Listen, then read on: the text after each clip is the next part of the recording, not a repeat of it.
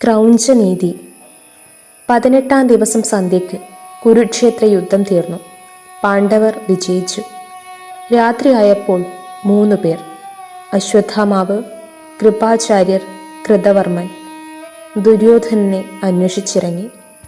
ഭീമന്റെ ഗദാപ്രഹരമേറ്റ് കുളത്തിനരികിൽ തുടയെല്ലാം പൊട്ടിപ്പിളർന്ന് മരണവുമായി മല്ലടിക്കുന്ന രംഗം അവർക്ക് സഹിച്ചില്ല.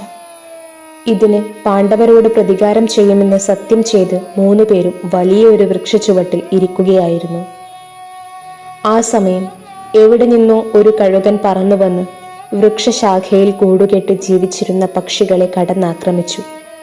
ക്രൗഞ്ചനീതി. ഇതുകണ്ട് ആശയം കിട്ടിയ അശ്വത്ഥാമാവും കൂട്ടരും പാളയത്തിൽ ക്ഷീണിതരായി ഉറങ്ങിക്കിടക്കുന്ന പാണ്ഡവരെ കൊല്ലാൻ തീരുമാനിച്ചു. ആദ്യം പാളയത്തിനു ചുറ്റും തീവച്ചു. അകത്തു കയറി ഉറങ്ങിക്കിടക്കുന്നവരെ ആയുധം കൊണ്ട് കുത്തിയും വെട്ടിയും കൊല്ലുകയുണ്ടായി. പാഞ്ചാലിയുടെ 5 പുത്രരും ജ്യേഷ്ഠൻ ദൃഷ്ടദ്യുമ്നനും മരിച്ചവരിൽ പെട്ടിരുന്നു. പാണ്ഡവർ പാളയങ്ങളിൽ ഇല്ലായിരുന്നു. പ്രതികാരത്തിന്റെ പര്യായമാണ് ദ്രോണപുത്രനായ അശ്വത്ഥാമാവ്. ഇന്നും അശ്വത്ഥാമാവ് ജീവിക്കുന്നു.